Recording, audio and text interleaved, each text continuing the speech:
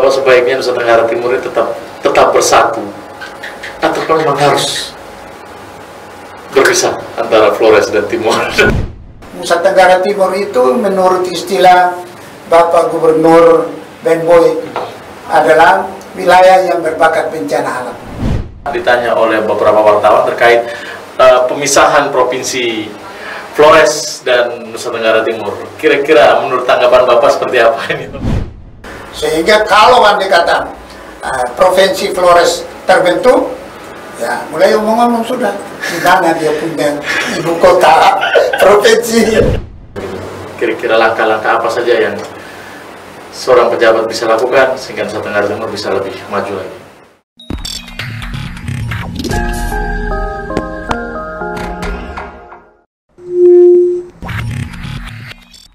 Halo Sobat Milenial, bersama saya lagi Muhammad Ibrahim Poreke, MSPR di Millennial Spirit Channel, podcast Positive Room. Tamu saya kali ini orang yang membuat saya menjadi seorang anggota DPR provinsi dan memberikan jalan kepada saya bagaimana caranya berjuang sebagai seorang politisi dan duduk mewakili seorang kader Gerindra di DPR Provinsi Nusa Tenggara Timur, dan punya jasa besar bagaimana saya dikemas menjadi ya seperti sekarang ini. Mungkin langsung saja saya akan berbincang-bincang dengan beliau, tetapi ini banyak isu yang akan saya tanyakan ke beliau terkait bagaimana sih perspektif pandangan beliau terhadap Nusa Tenggara Timur saat ini, dan juga seperti apa yang kita harapkan sebagai warga masyarakat di tengah isu Nusa Tenggara Timur menjadi provinsi yang ketiga kemiskin di Indonesia. Ini menjadi tantangan buat kita semua sebagai generasi muda untuk ke depan menjadi lebih baik dan lebih mampu untuk membuat NTT lebih maju ke depan. Saya sapa saja Bapak Eston. Bapak saya, salam hormat. Terima kasih, selamat siang Pak Yadin. Selamat siang Bapak, bagaimana Bapak kabarnya Bapak? Baik-baik semua. Sehat Bapak? Sehat, sejahtera. Bapak, ini terkait saya pribadi Bapak sangat merasa terhormat dengan kehadiran Bapak di studio Millennial Spirit di Positive Room kali ini, dan ini memang sesuatu yang sebenarnya saya sangat harapkan Bapak bisa hadir di sini, karena sebagai mentor saya ini menjadi poin penting untuk saya, memberi saya motivasi untuk lebih dan lebih lagi sebagai seorang kader dan sebagai seorang politisi untuk lebih baik ke depan. Bapak, ini saya mau ngobrol-ngobrol tentang pandangan Bapak sendiri. Tapi Sobat Milenial, saya belum memperkenalkan diri nih. Sebenarnya saya harus memperkenalkan Bapak Eston itu siapa ini kayaknya. Bapak Eston ini, kalau kita mau runut paling belakang, Bapak ini masih keturunan raja di Timor. Ini, semua orang pasti tahu siapa sih Bapak Eston Funai, dan semua orang Timor pasti tahu, seorang NTT pasti tahu. Terus yang kedua, beliau adalah wakil gubernur di periode 2000 berapa Pak ya? 2008 2013 sebagai wakil gubernur Nusa Tenggara Timur, dan sekarang beliau menjabat sebagai ketua DPD Partai Gerindra, dan memang sangat dekat dengan Bapak Prabowo Subianto selaku Menteri Pertahanan Keamanan sekarang, dan juga sebagai ketua umum Gerindra di Indonesia. Bapak, saya mau tanya Bapak terkait perspektif Bapak, pandangan Bapak terkait Nusa Tenggara Timur secara garis besar seperti apa Nusa Tenggara Timur sekarang dengan yang zaman-zaman dulu begitu kira-kira. Ya. Jadi Nusa Tenggara Timur salah satu provinsi yang berada di gerbang selatan NKRI. Dan posisinya sangat strategis oleh karena dekat dengan negara Timor Leste dan juga dengan Australia Utara. Dalam dinamika kehidupannya, kita tahu bahwa di Nusa Tenggara Timur memang benar seperti yang tadi Pak Yadin sampaikan, masyarakatnya masih banyak yang miskin. Tetapi punya aset-aset yang berimplikasi secara nasional. Dan kebetulan hari ini hari Senin tanggal 31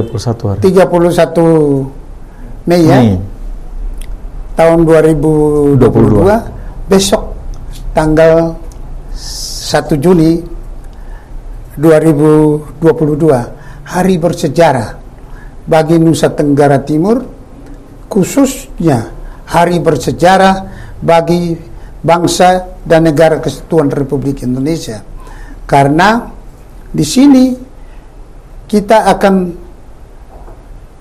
merayakan kembali lahirnya Pancasila sebagai dasar negara kesatuan Republik Indonesia. Bermula dari Bapak Insinyur Soekarno, Presiden Republik Indonesia yang pertama, dibuang oleh penjajah Belanda ke Kabupaten Ende. Masih waktu itu kita masih Provinsi Sunda Kecil, yang berpusat di Singaraja. Dan dibuang ke Kabupaten Ende, dan disitulah makna yang paling besar, karena Bapak Insinyur Soekarno yang kemudian menjadi Presiden Republik Indonesia yang pertama punya ide, gagasan-gagasan cemerlang tentang masa depan bangsa Indonesia, dan akhirnya ditemukan butir-butir Pancasila dari 5 butir-butir yang dijadikan dasar negara kesatuan Republik Indonesia. Inilah bahagian daripada sejarah panjang Provinsi Nusa Tenggara Timur yang menghasilkan sebuah prestasi nasional yang berdampak internasional, adalah dasar negara kesatuan Republik Indonesia, yang sampai dengan saat ini ada tanda mata rumah perjuangan Bung Karno yang masih tetap dilestarikan oleh rakyat dan pemerintah Kabupaten Ende. Kebetulan saat ini rakyat Indonesia di Nusa Tenggara Timur, bersama khususnya di Kabupaten Ende, sedang menanti kedatangan Bapak Presiden Republik Indonesia bersama Ibu dan rombongan untuk merayakan kembali hari jadi lahirnya Pancasila di bumi Nusa Tenggara Timur, khususnya di Kabupaten Ende. Tentu punya sejarah panjang. Oke Bapak, ini terkait dengan tadi sudah Bapak jelaskan Ende Nusa Tenggara Timur sebagai tempat di mana telah dicetuskan atau memang tidak sepertinya ini bukan disengajakan untuk di sini, tapi memang ini diberikan rahmat oleh Tuhan, sehingga Nusa Tenggara Timur punya arti untuk seluruh negara kesatuan Republik Indonesia. Nah terus Bapak, ini pandangan Bapak selaku, ya tadi saya sudah bilang raja, juga keturunan raja di Nusa Tenggara Timur, dan juga mungkin sebagai mantan pejabat di Provinsi Nusa Tenggara Timur, wakil gubernur dalam hal ini, kira-kira melihat apa saja yang kira-kira bisa kita lakukan mungkin untuk masyarakat Nusa Tenggara Timur secara garis besar, ataupun untuk pejabat-pejabat publik yang sedang memegang kekuasaan di Nusa Tenggara Timur, agar kesenjangan-kesenjangan sosial ini dalam perspektif Bapak bisa kita kurangi, begitu kira-kira, kita meminimalisir kemiskinan di Nusa Tenggara Timur, begitu. Kira-kira langkah-langkah apa saja yang seorang pejabat bisa lakukan sehingga Nusa Tenggara Timur bisa lebih maju lagi? Ya, kalau dilihat daripada peta Nusa Tenggara Timur, konfigurasi wilayahnya terdiri dari wilayah kepulauan, terpisah satu dengan yang lain, dengan laut, dan Tuhan memberikan sesuatu yang ada di Nusa Tenggara Timur yang bisa dijadikan sebagai satu masa depan untuk mata pencaharian rakyat Nusa Tenggara Timur, dan bisa menjadi salah satu daripada peningkatan pendapatan rakyat Nusa Tenggara Timur yang tadi disinyalmen masih banyak yang miskin. Pertama, di dunia sudah tidak ada lagi binatang komodoensis. Ini satu varianus binatang yang masih langka, tapi oleh rakyat Nusa Tenggara Timur di Kabupaten Manggarai Barat bisa memelihara, menjaga kelestarian komodo Varianus komodoensis sampai 2000 ekor lebih. Dan akhirnya di dalam dinamika kehidupan sesuai dengan perkembangan saat ini dijadikan sebagai salah satu objek wisata internasional. Itu di Kabupaten Manggarai Barat. Sedangkan di Kabupaten Ende, kita tahu sejarahnya itu lahirnya butir-butir daripada dasar-dasar Pancasila dengan berbagai dinamika kehidupan yang ada di Kabupaten Ende, tapi merupakan satu kebanggaan bahwa sejak Bung Karno selaku pejuang bangsa Indonesia dan juga Presiden Republik Indonesia yang pertama, setelah dibuang dari Ende masih terpelihara aset-asetnya yang ada.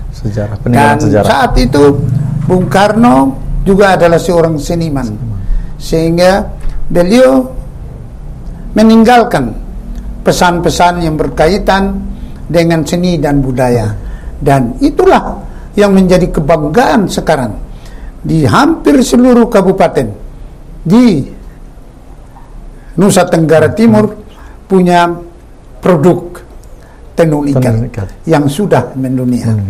Ini merupakan satu karya yang ada dan juga salah satu mata pencarian secara ekonomi. Dan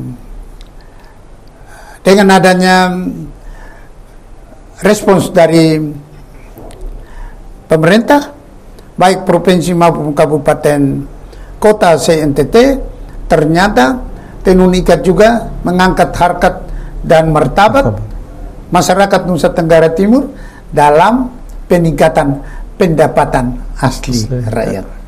Walaupun kita lihat bahwa ada potensi-potensi lain yang ada di Nusa Tenggara Timur, baik potensi daripada ternak sapi yang sampai dengan sekarang kita suplai untuk kepentingan kebutuhan nasional, baik di Jawa, di Kalimantan, dan di beberapa provinsi lainnya.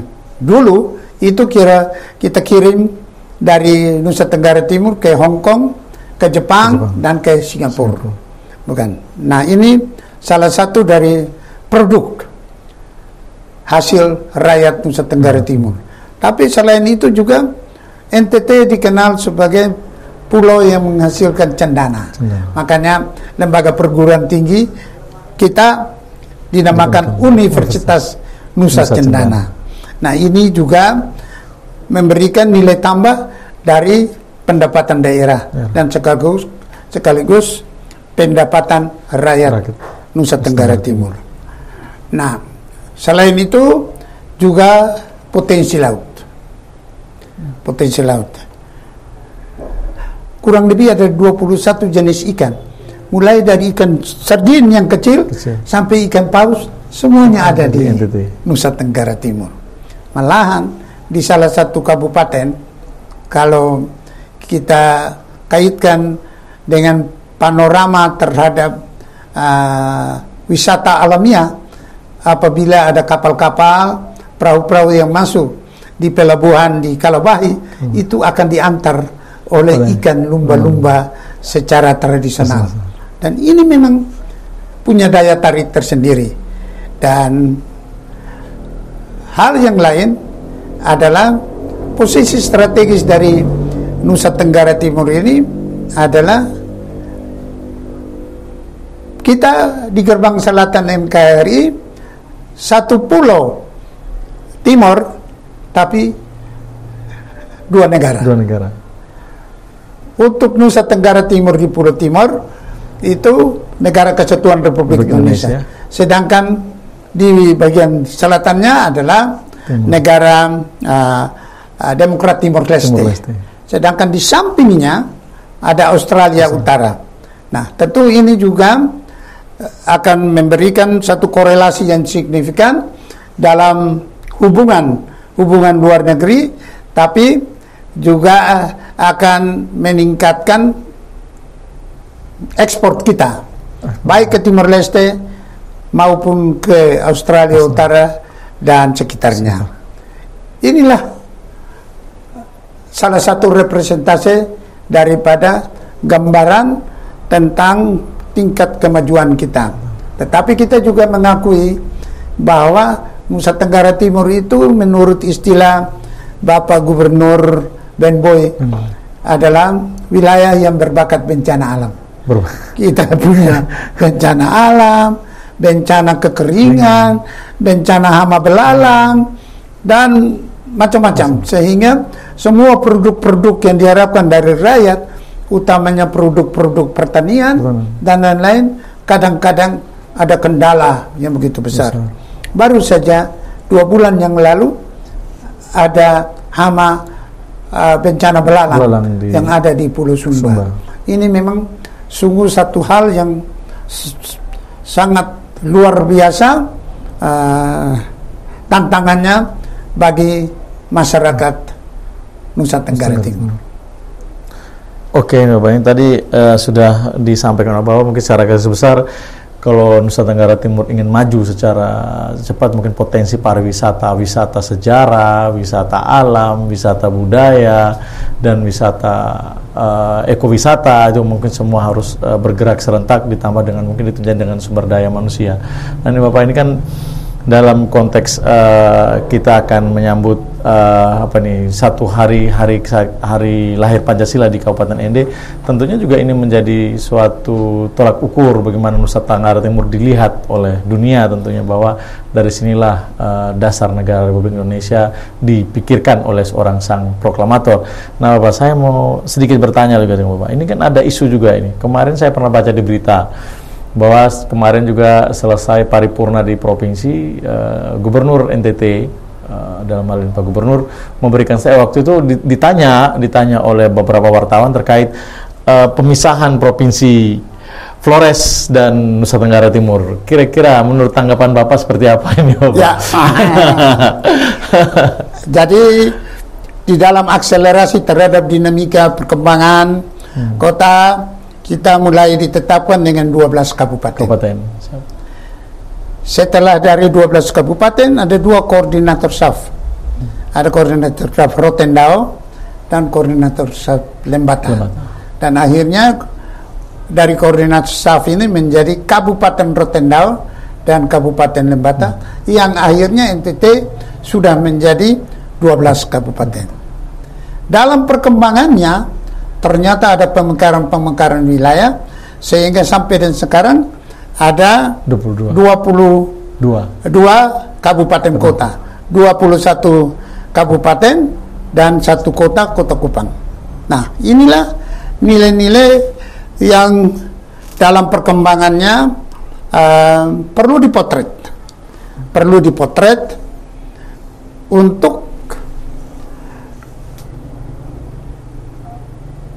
wilayah-wilayah otonomi. Dan memang sebenarnya sejak saya masih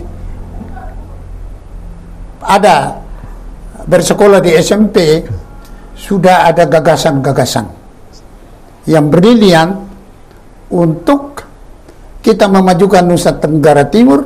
Salah satunya adalah pemekaran wilayah. Dan akselerasi terhadap pemekaran wilayah itu salah satunya adalah keinginan untuk Flores menjadi salah satu provinsi yang mandiri. Tentu ini perlu mendapat dukungan dari rakyat sendiri dan juga dari pemerintah pusat. Nah, kalau melihat fenomena daripada keinginan rakyat dengan adanya perkembangan teritorial dari kabupaten, 12 kabupaten dan sekarang menjadi 1 kabupaten dan 1 kota, Saya kira kalau ini dirancang baik-baik ke depan, yang penting perlu ada komitmen bersama dari rakyat melalui Dewan Perwakilan Rakyat. Sehingga kalau andai kata Provinsi Flores terbentuk, ya mulai omong-omong sudah di mana dia punya ibu kota provinsi. Mendesain dulu, mendesain. Memang secara historis itu tentu Ende merupakan salah satu daripada ibu kota di Flores pada tempo dulu ya, bukan pusat pemerintahan, bukan. Nah, tapi sekarang kita lihat dinamika perkembangannya agar supaya nanti ke depan kalau terjadi pemekaran wilayah secara konsepsional perlu ada kesepakatan bersama. Sehingga begitu oleh pemerintah pusat sudah ada respons, tentu dengan satu pengkajian terhadap penelitian-penelitian yang ada mesti ditetapkan di mana ibu kota provinsi Flores. Karena ini akan menjadi satu bagian penting dari kesepakatan bersama, baik secara vertikal maupun secara horizontal, agar supaya betul-betul dengan adanya kemandirian untuk wilayah Flores menjadi provinsi mandiri akan memberikan dampak yang langsung kepada rakyat untuk mengangkat harkat dan martabat, utamanya kesejahteraan dari rakyat di Nusa Tenggara Timur, khususnya Pulau Flores yang akan menjadi provinsi tersendiri. Ini kan berarti ini kan masih dalam kajian, Bapak. Masih dalam kajian. Belum tentu semua ini bisa berlalu karena memang untuk pemekaran provinsi juga butuh barometer, ada tolak ukur apa saja sih menjadi dasar acuan untuk memecah atau kita melakukan pemekaran. Nah ini Bapak, ini kalau kita bicara dengan Bapak sendiri nih, Sobat Milenial, banyak sekali sebenarnya yang kita harus bicarakan karena Bapak ini banyak jabatannya. Jadi saya sekarang sedikit mengganggu mengganggu waktu Bapak, kebetulan sudah datang ke Ende sini. Nah Bapak, ini dalam pemikiran Bapak terkait Nusa Tenggara Timur sendiri, ini terkait Nusa Tenggara Timur sendiri, menurut Bapak sebaiknya Nusa Tenggara Timur ini tetap bersatu atau memang harus berpisah antara Flores dan Timur dan Sumba? Kalau menurut saya ya, siap. Untuk sementara kita tetap bersatu kita teguh, bercerai kita runtuh. Tapi tidak menutup kemungkinan untuk perspektif ke depan. Untuk perspektif ke depan itu perlu. Tapi barangkali ide-ide dasar yang sudah didesain, dirancang sekarang, nanti perspektifnya mungkin bisa 20 tahun, 25 tahun yang akan datang baru bisa mandiri. Ya kita lihat saja di beberapa wilayah ternyata bisa berdiri provinsi sendiri, bukan? Jadi tidak menutup kemungkinan itu. Dan ini adalah satu pemekaran wilayah yang akan memberikan dampak secara langsung untuk sentuhan-sentuhan kesejahteraan, karena akan semakin dekat tingkat kapasitas dan kapabilitas pelayanan kepada rakyat. Tapi tentu harus didesain dengan baik supaya dirancang, jangan sampai pada saat mau pemekaran untuk mencari dia punya ibu kota saja sudah mulai tidak ada komitmen kesepakatan lagi. Siap.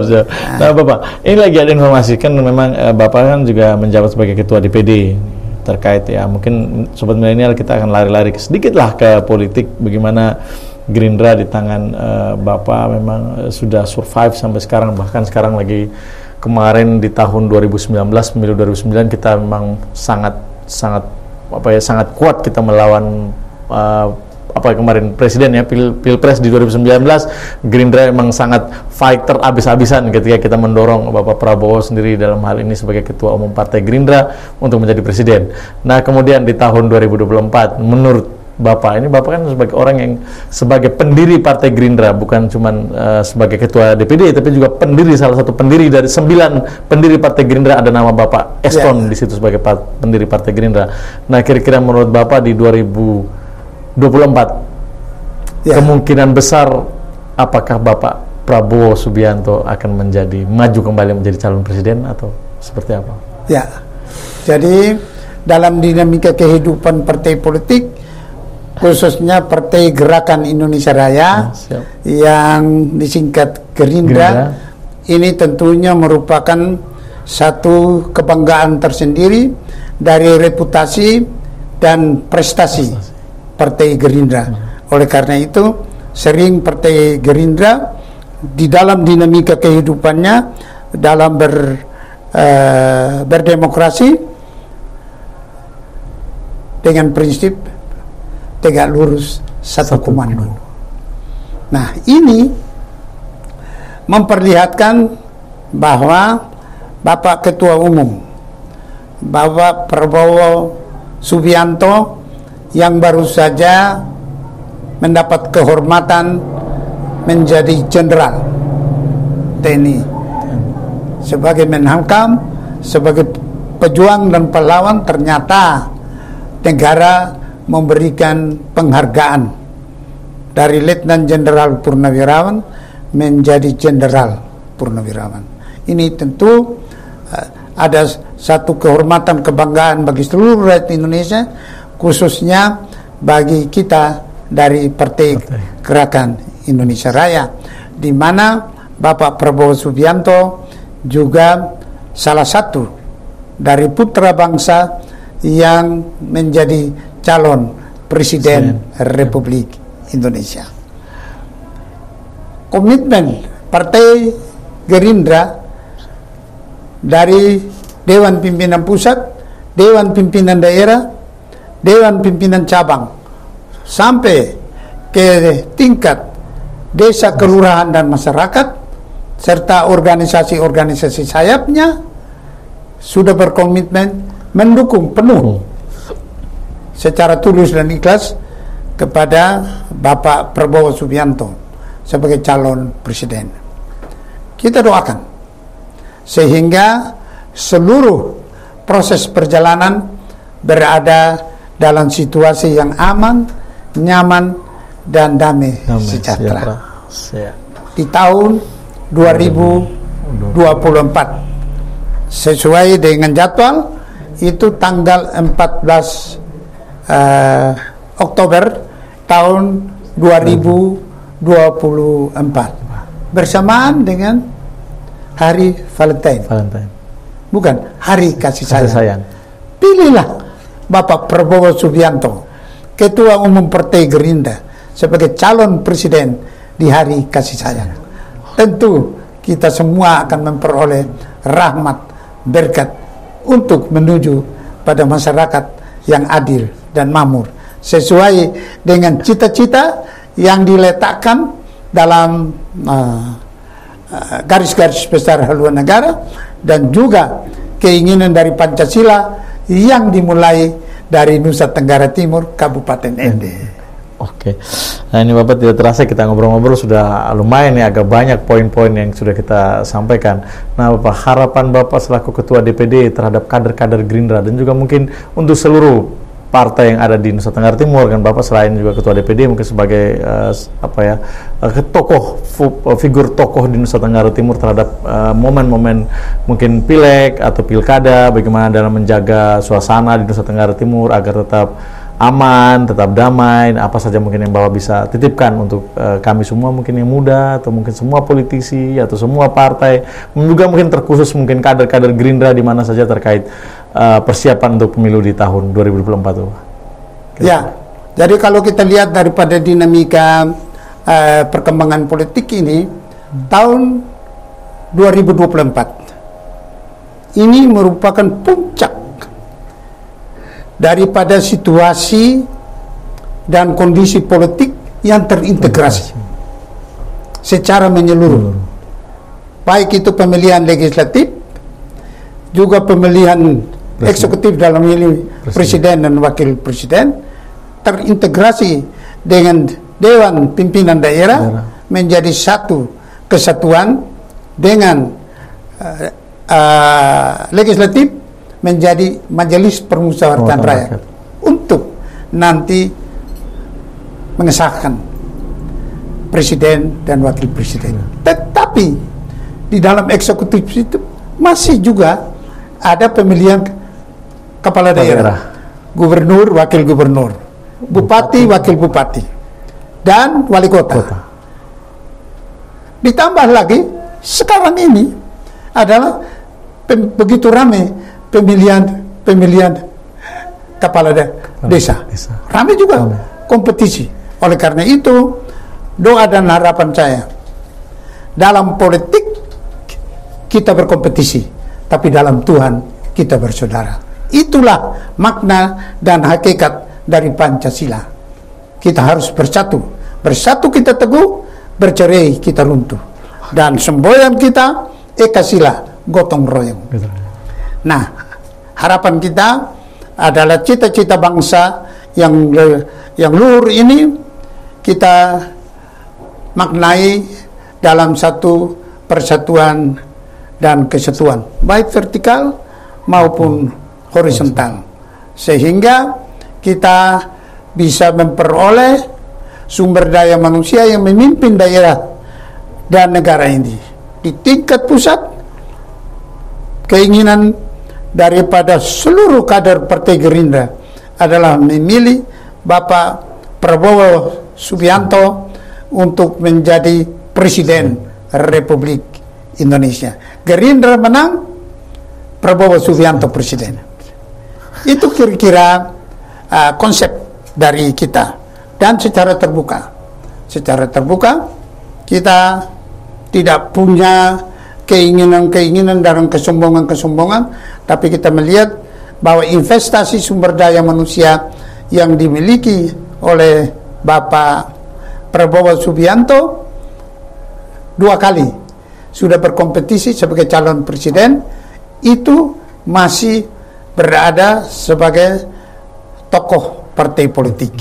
Tapi kali ini beliau tampil dalam kompetisi sebagai calon presiden adalah bagian dari pemerintah sebagai juga Menteri Pertahanan Keamanan. Tentu serupa tapi beda.